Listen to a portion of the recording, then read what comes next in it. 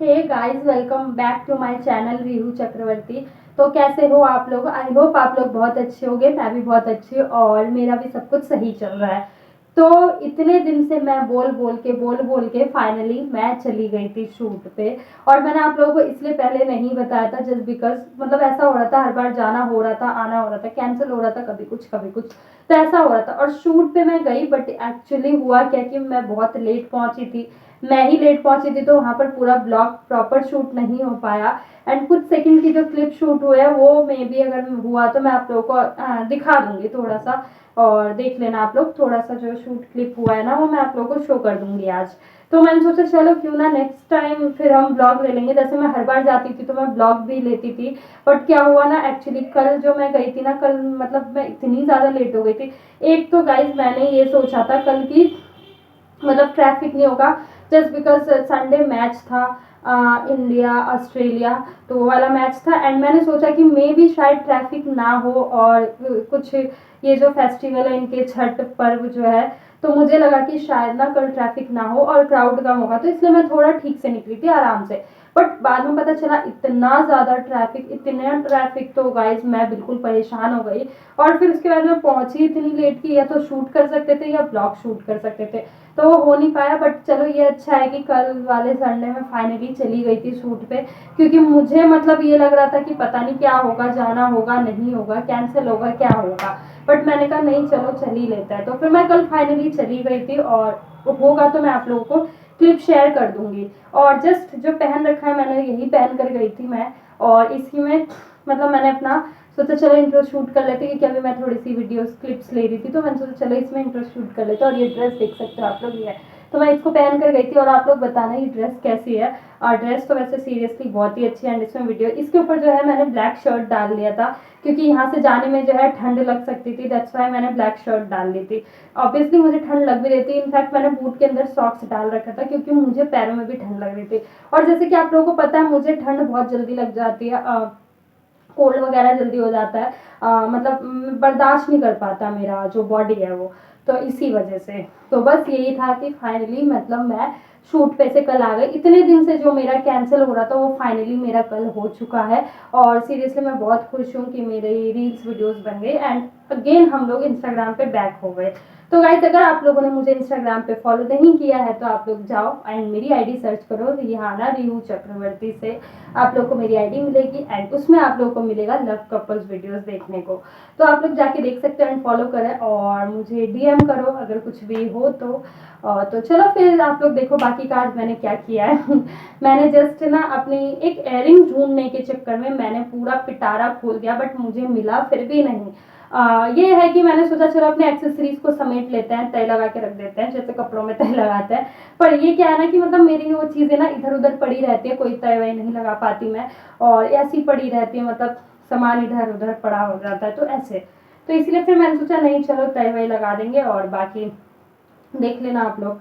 तो बाकी आप लोग ब्लॉग पे कंटिन्यू रहो और देखो कि मैंने क्या क्या किया है क्या नहीं। और फिर मैं मिलती हूँ आप लोगों से थोड़ी देर में। और गाइस अभी जब तक के लिए बाय।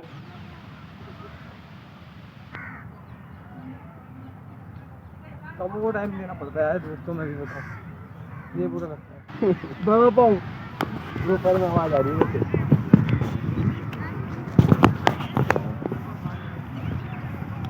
बाबा तो बड़ा हरामी है। तो गाइस यहाँ पर जो है मैं अपना इयररिंग्स ढूंढने के लिए जो है मैंने पूरा पिटारा निकाला एंड उसको साफ़ करने भी बैठ गई थी। तो इधर मैं भाई से बातें भी कर रही थी, तो और मैंने सोचा चलो इयररिंग्स ढूंढने का काम करते हैं आज, तो इस बहाने आप लोगों को मैं अपनी चीज़ें भी दिखा दूँगी।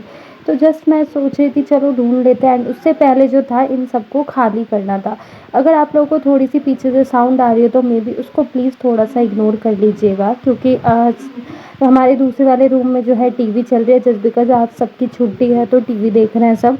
और इधर मुझे ब्लॉग बोलना था जस्ट बिकॉज टाइम हो जाता फिर तो नहीं हो पाता पॉसिबल, इसीलिए। तो यहाँ पर भाई आया था, अपना इंस्टाग्राम कुछ प्रॉब्लम चल रही थी तो वो दिखाने के लिए आया था, तो जस्ट मैं उसको बता रही थी पढ़ के। तो मैंने कहा ये चीज़ें लिखनी है और ऐसे करना है, रिपोर्ट ऐसे करना है, वो सब बता रही थी मैं। तो बस यहाँ पर जो है मैंने सोचा चलो सब चीज़ें कर लेते हैं जल्दी जल्दी। और बस यही सब था। और आप लोगों को मैं जो कल घूमने गई थी मैंने आप लोगों को थोड़ी सी क्लिप शेयर कर दी है। तो आप लोगों को आई होप आप लोगों को अच्छा लगा हो। वही हमारी मस्ती बात है जो आप लोगों ने सुनी, हम लोग ऐसे ही करते हैं। और मैं पूरा क्लिप नहीं शेयर कर पाई, अदरवाइज़ हम ना और भी ज़्यादा मस्ती करते हैं, बहुत इन्जॉय करते हैं हम अपने घर, अपने वहाँ पर, सॉरी अपने हम मतलब हम जब भी शूट पे जाते हैं ना, तो हम जब भी शूट पे जाते हैं ना ऐसे ही इंजॉय करते हैं, मस्ती करते हैं। ज़रूर मैं आप लोगों को पूरा क्लिप शेयर करूँगी किसी दिन। अगर मैं जल्दी पहुँच जाती ना तो गाइस सीरियसली ब्लॉग जो है पूरा कंप्लीट ही बन जाता। बट हुआ क्या कि मैं थोड़ा लेट हो गई थी, ट्रैफ़िक बहुत ज़्यादा था। इनफैक्ट मुझे लगा था कि कम ट्रैफ़िक होगा तो मे बी मैं जल्दी पहुँच जाऊँगी और ब्लॉग शूट हो जाएगा रील्स के साथ। बट हुआ क्या, ट्रैफ़िक ही इतना ज़्यादा था कि इतना traffic, I don't know why. और मैं पहुँचते-पहुँचते इतनी लेट हो गई। फिर मेट्रो स्टेशन पर वो लोग आए मुझे लेने, फिर उसके बाद हम लोग गए लोकेशन पर एंड वहाँ पर हमने शूट किया। रील शूट ही पूरी तरीके से नहीं हो पाई, जितनी हुई उतनी बना ली एंड बाकी नहीं हो पाई, बट कोई नहीं, चलो नेक्स्ट टाइम से पक्का। तो यहाँ पर जो है मैं सारे एक्सेसरीज़ को जो है समेट रही थी, जो फालतू था उन सबको फेंकना था, क्योंकि ना बहुत सारा तामझाम पड़ा हुआ है गाइस, सीरियसली खामखा तामझाम इतना सारा, और वो ना मतलब स्टोरेज में पूरा फुल हो जाता है। तो मैंने सोचा चलो आज ये सब क्लीन करते हैं। तो जस्ट मैंने क्या किया, ये मैं सीरम दिखा रही हूँ आप लोगों को। तो जस्ट मैंने क्या किया, पूरा पिटारा को खोल लिया और मैंने सोचा चलो सबको क्लीन करने का काम करता है। ये मेरी बेस्टी ने मुझे ये ब्रेसलेट दी थी, और ये जो थोड़ा थोड़ा बीच में साउंड आ रहा है इसको इग्नोर कर देना। तो ये जो ब्रेसलेट है मेरी बेस्टी ने दी थी, और उसको ही मैं दिखा रही थी आप लोगों को। तो कलर कलर बॉक्स गलती से निकाल लिया था मैंने। मुझे लगा कि गले का जो पहनते हैं ना नेकलेस वगैरह उसका बॉक्स है, बट नहीं, मैं ना ऐसे ही मतलब स्टोर करके रख रखा है, किसी डब्बे में किसी को किसी डब्बे में, इस तरीके से। तो जस्ट मैं क्या कर रही थी, मतलब इन सबको जो है निकाल के सारा एक जगह रख रही थी। जो फालतू है देखो मैंने उसको ढक्कन में डाल दिया, और येलो वाले में ना मैं सारे हेयर क्लिप्स सॉरी इयररिंग्स रख रही थी, छोटे छोटे वाले। मैंने सोचा जितने भी छोटे छोटे इयररिंग्स हैं उन सबको उसमें रख देते हैं, और एंड बाकी जो है एक्स्ट्रा में होंगे उनको फेंक देंगे, क्योंकि वो वैसे ही बहुत सारा स्पेस ले रहा था और इतना सारा फैलारा मचा था कि मैं कंफ्यूज हो रही थी कि किस में क्या करना है। तो ये बैंगल्स जो है ना, ये शादी में ली थी मैंने, दीदी की शादी में, तो वही बैंगल्स है एंड वही भैया की शादी में काम आ जाएगा, क्योंकि बिल्कुल फ्रेश एंड न्यू है और बहुत ही अच्छा। ये इयररिंग्स मेरे हाथों से छूट गया था, तो ये मंगलसूत्र मम्मा का मैंने रख दी जगह पे, और इन सबको ना सारी चीज़ों को एक अच्छे से एडजस्ट करके रखना था मुझे। तो मैंने सोचा जिससे कि सारी चीज़ें ढूंढने में मुझे डिफ़िकल्ट ना हो, इजी पड़े। अदरवाइज़ ना इधर उधर पड़ी होती है ना चीज़ें, तो जाने से पहले रेडी होने में जो डिफ़िकल्ट पड़ता है ना मुझे, वो मैं ही समझ सकती हूँ। दीदी थी तो सारी चीज़ें जो है एक जगह रख रखी थी उन्होंने, और मैं जो हूँ ज़्यादा चीज़ें यूज़ नहीं करती, तो मेरी चीज़ें ना ऐसे ही पड़ी रहती हैं। क्योंकि मैं, आप लोगों को पता है, मैं आउटफिट के अकॉर्डिंग इयररिंग्स भी डालती हूँ, जिस आउटफिट में इयररिंग्स नहीं अच्छा लगता ना तो मैं उसमें कैरी ही नहीं करती, मैं स्किप कर देती हूँ। तो ऐसा है मेरा। तो एंड मेनली मैं ट्रेडिशनल तो बहुत ही कम, ना के बराबर ही पहनती हूँ। तो वो सारे इयररिंग्स ऐसे के ऐसी हैं। वेस्टर्न ही पहनती हूँ, तो वेस्टर्न इयररिंग्स जो है मेरे पास कम है, और मुझे I think western earrings collection करना पड़ेगा। परचेज़ करूँगी, जाऊँगी परचेज़ करूँगी। बात ये कि थोड़ा आलस आ रहा है, दैट्स वाई मैं नहीं ला पा रही। तो ये झुमके मैंने निकाल लिए और इयररिंग्स का बैग खोल लिया मैंने। इसमें भी बहुत सा तामझाम है, तो मैंने सोचा इसमें जितने भी इयररिंग्स हैं ना इन सबको निकाल के किसी और बॉक्स में रखूँगी साफ़ सुथरा करके, क्योंकि सारे इधर उधर हो रहे थे जैसे कि मैंने बताया। और मेन मोटिव मेरा था, मेन लक्ष्य जो कहते हैं ना, वो एक्चुअली मेरा था, मुझे मेरा एक वेस्टर्न इयररिंग जो है मिल नहीं रहा, वो ढूंढने का मेन मोटिव था मेरा। तो उसको ही जस्ट ढूंढ रही थी मैं। और ये देखो पास से आप लोग, ये मेरा भाई दिखा रहा है ये सब, तो मैं इन सबको समेटने बैठ गई थी। इसमें सारे इयररिंग्स रख दिए, उस बैग से निकाल के उसमें रख दिया मैंने। और ये देखो मेरी हंसती बोलती क्योंकि मुझे इयररिंग्स नहीं मिला, मैं सैड तो थी, बट क्या कर सकते हैं, अगर खो भी गया तो ये बिंदी के पत्ते, ओलिविया का मेकअप स्टिक वगैरह, इन सबको मैंने समेट दिया था। तो समेटने के बाद जस्ट इनको डब्बों को अच्छे से रखना था। तो पहले मैं सारा ये जो वार्डरोब है ये वाला खाली कर दूँगी अच्छे से, चाबी वगैरह जो भी चीज़ें रखी थी उन सबको हटा देना। एंड उसमें जो डस्ट जम रहा है ना, कान्हा जी की चाबी दिखा रही थी मैं, तो उसमें जितने भी डस्ट बन रहे हैं तो उन सबको जो है क्लीन करना है। तो हाँ, पहले मैं रख रही थी, सॉरी भूल से रख रही थी, फिर मैंने उनको जो है क्लीन कर दिया। एंड उसके बाद जो है सारी चीज़ों को एडजस्ट करके अच्छे से रख दूँगी अरेंज करके, जिससे कि गंदा सा ना दिखे। तो इतने दिन से जो गंदा पड़ा था मैंने सोचा चलो आज साफ़ कर देते हैं।